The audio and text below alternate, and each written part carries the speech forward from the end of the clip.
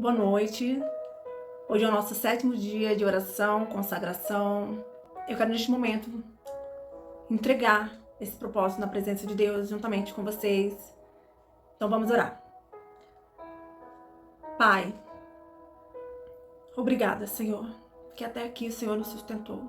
Obrigada, Senhor, por esses dias, pela Tua palavra, pela Tua presença. Que a Tua palavra, Senhor, venha cumprir aquilo que o Senhor tem para cada uma das vidas, Senhor, cada um de nós. Que a Tua palavra, que é poderosa, venha transformar, venha curar, libertar, direcionar cada vida, Senhor.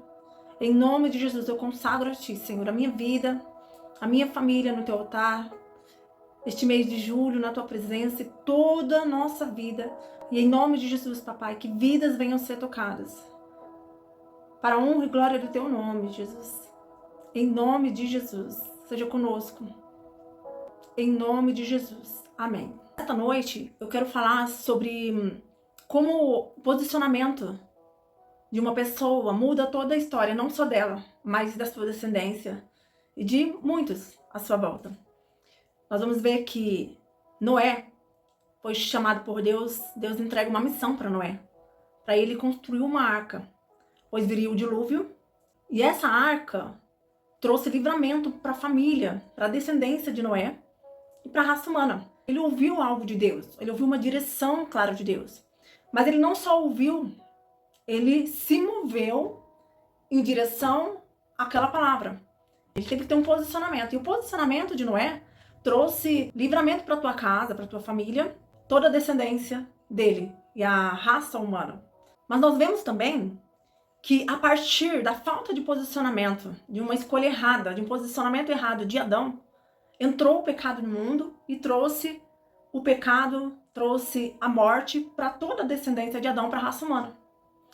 Então, a nossa vida ela é feita de escolhas diárias e de um posicionamento.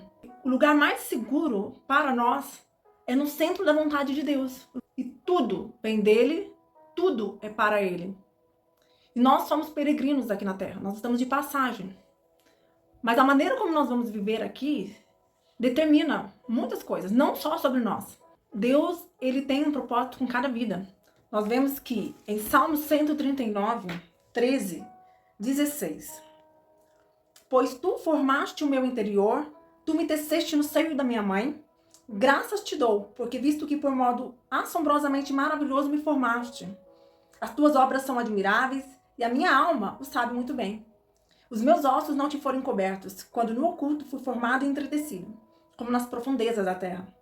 Os teus olhos me viram a substância ainda informe, e no teu livro foram escritos todos os meus dias, cada um deles escrito e determinado, quando nenhum deles havia ainda.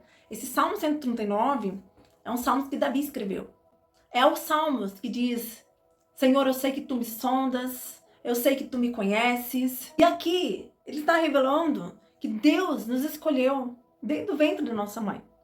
Tem outros versículos que dizem isso. Deus nos formou, Deus soprou vida, e Deus te trouxe à luz com um propósito. Diz a palavra que ele tem pensamentos a nosso respeito. Isaías 55 diz que os pensamentos de Deus são mais altos do que os nossos. Jeremias 29, 11 também diz que os planos de Deus são planos de nos fazer bem, não mal. Aqui diz que no teu livro foram escritos todos os nossos dias.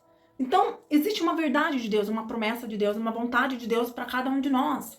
A questão é que se eu não acesso essa verdade de Deus, como eu vou andar por este caminho? Nós vemos que Deus chama Noé para construir uma arca onde ele colocaria a família dele. Ele não estava no púlpito pregando, ele estava construindo uma arca. Deus chama Abraão, fala: sai da tua terra, da tua parentela e vai para a terra que eu te mostrarei. E Abraão obedece e sai. De Abraão nasce Isaac, que nasce Jacó. Para cada pessoa Deus dá um direcionamento. Para Abraão, Deus disse: sai da tua terra, da tua parentela, vai para a terra que eu te mostrarei. Para Isaac, no momento que ele quer sair da terra que ele estava, Deus fala: fique. E para Jacó, quando ele estava na casa de Labão, Deus fala para ele: volta para Canaã. Nós vemos que Deus também levanta Débora. Débora, diz a palavra, que era esposa de Lapidote. E julgava o povo de Israel debaixo da palmeira, era juíza e profetisa. Com certeza Débora estava bem posicionada no primeiro chamado dela. Que a Bíblia diz que Deus cria a mulher e chama ela como auxiliadora idônea. Então, com certeza, para ela exercer bem as outras funções que ela exerceu na nação de Israel, como juíza, como profetisa, o primeiro lugar que ela precisava estar posicionada era como esposa. Deus chama Gideão para ser juiz e ser um líder de um exército. Davi, Deus chamou para ser rei, líder de exército e rei. Maria, Deus chamou para ser mãe. Neemias era um copeiro. Deus chamou para ele reconstruir uma cidade. Então, em todas as esferas, o Senhor chama de maneira diferente cada um. E todos esses, o ponto de partida para exercer esse chamado, para se mover, sempre foi o encontro com Deus, ouvir a voz de Deus. Mas nós entendemos que o posicionamento correto naquilo que Deus nos chama traz libertação, traz cura, traz uma bênção geracional. Mas a falta de posicionamento também é um posicionamento. Não se posicionar no que Deus chama, no que Deus tem, segundo as promessas que Ele tem, aquilo que Ele, os planos que Ele tem, não se posicionar nisto, cria uma lacuna, cria um buraco. Imagina uma casa em que tem ali o sacerdote, o marido, e ele não está posicionado como marido, como pai, vai ficar um buraco, né? Uma esposa não posicionada, uma mãe não posicionada, vai ficar um buraco. E algo ocupa aquele lugar. Quando a gente não se posiciona, o inimigo entra. Por isso que nós precisamos entender onde Deus está nos chamando neste tempo. Que nós precisamos compreender a vontade de Deus para essa estação, para este tempo. Onde o Senhor quer que eu esteja? Qual a vontade do Pai? O que o Senhor vê que eu não vejo? Nós vemos que em Êxodo, Deus chama Moisés. O povo de Israel estava já 400 anos no Egito. Os hebreus, eles começam a ser escravizados. E eles estavam bem oprimidos. E o clamor do povo chega até Deus. E começa uma grande opressão. Faraó dá uma ordem para matar todos os bebês de sexo masculino que nascessem dos hebreus, para que eles parassem de crescer, de se multiplicar. E aí, nós vemos que Joquebede, a mãe de Moisés, ela esconde Moisés. Ela esconde Moisés por 3 meses e depois ela coloca Moisés no cesto, para que ele fosse livre daquela matança, daquela morte. E ela creu. Ela colocou Moisés próximo ao local onde a princesa iria se banhar. E a princesa pega Moisés e cuida de Moisés. E chama uma hebreia para cuidar de Moisés. Miriam está ali do lado, a irmã de Moisés, corre e chama a mãe. E a própria mãe de Moisés ajuda a cuidar de Moisés. Moisés cresce. Moisés acaba matando um egípcio que estava batendo nos hebreus e esconde o corpo. Depois acontece uma briga entre os hebreus ali e eles acabam denunciando Moisés de ter escondido o corpo, porque eles viram Moisés esconder o corpo. Moisés sai fugido do Egito, com medo de ser morto. E ele vai para o deserto. E ele se esconde junto ao Jetro, que se torna seu sogro. Ele casa com a filha de Jetro e ele está ali, apacentando o rebanho de Jetro. E naquele momento, Deus atrai o coração de Moisés, através da sarça ardente. Quantas vezes o Senhor nos atrai através de uma sarça ardente? Algo nos atrai para a presença dele naquele lugar, no deserto, aquela sarça, algo que está queimando, né? O Senhor se revela e ele fala com Moisés ali. Ele fala: Moisés, eu quero que você vá libertar o meu povo lá no Egito.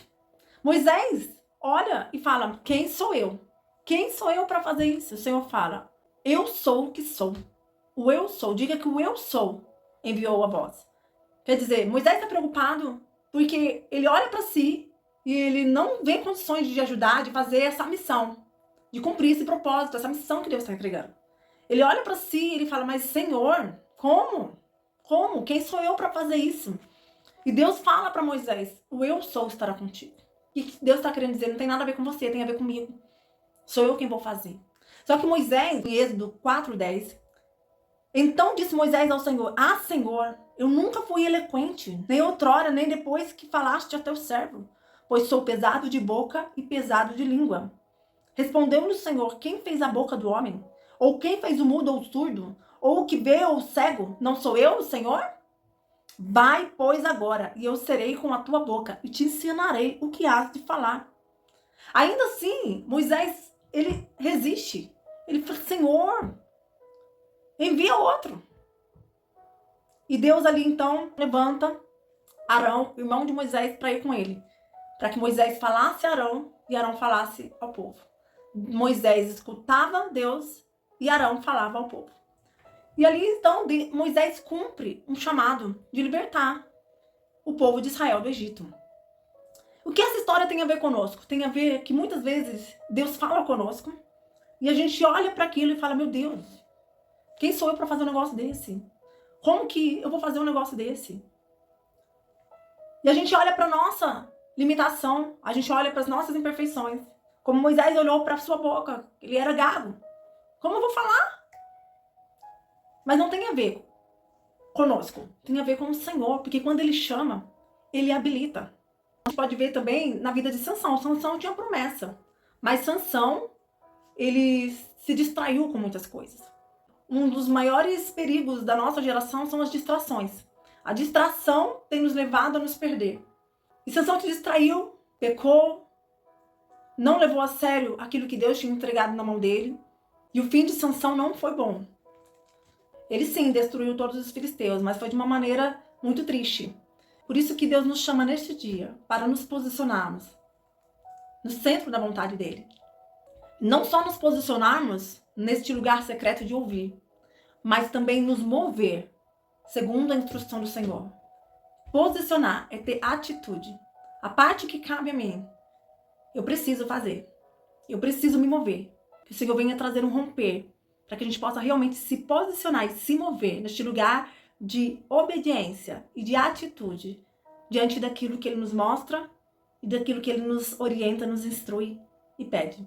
Em nome de Jesus. Vamos orar? Pai, obrigada, Senhor. Obrigada por esses dias de consagração. O Senhor tem nos sustentado. Obrigada por cada palavra. Obrigada por cada vida. Obrigada pela nossa família. Obrigada, Senhor, porque o Senhor nos ama. Obrigada porque o Senhor nos atraiu para este lugar. Obrigada porque o Senhor não desiste de nós. O Senhor nos ama, o Senhor nos perdoa. O Senhor nos atrai para a Tua presença. Eu te agradeço, Senhor, por cada família que está assistindo ou vai assistir este vídeo. E eu oro, Deus, para que a Tua palavra possa alcançar cada coração. Que esse coração seja uma terra boa, preparada. Que o Senhor venha se revelar a cada um de uma maneira individual. Que eles possam ouvir a Tua voz. Que a minha família, a minha descendência possa ter um encontro real contigo e ouvir a Tua voz. Que os meus filhos temam a Ti, Senhor. Te amem de todo o coração. Que eles possam não só ouvir, mas que eles possam se mover. Que nós possamos, Senhor, ouvir, mas também nos mover. Em nome de Jesus, eu oro para que o Senhor venha destravar as mãos, venha destravar os pés, tudo que impede de se mover, tudo que impede, Senhor, de andar, caminhar, marchar, tudo que impede, Senhor, de correr a corrida que o Senhor tem, a vontade do Senhor. Em nome de Jesus, Pai, eu profetizo sobre a vida de cada um, Senhor. Um grande romper neste tempo. Que o Senhor venha, papai, neste mês de julho, nos proteger, nos guardar. Cerca com teus muros de fogo a nossa casa, a nossa família. Nos ajuda, Senhor, nos posicionar no centro da tua vontade. Nos ajuda, Senhor, a realmente discernir com clareza. Em nome de Jesus, papai, que a tua presença venha, Senhor, sobre cada um de nós. Nós te entregamos este mês de julho. Nós te entregamos a nossa vida, a nossa família, na tua presença. Em nome de Jesus. Amém. Amém. Deus abençoe.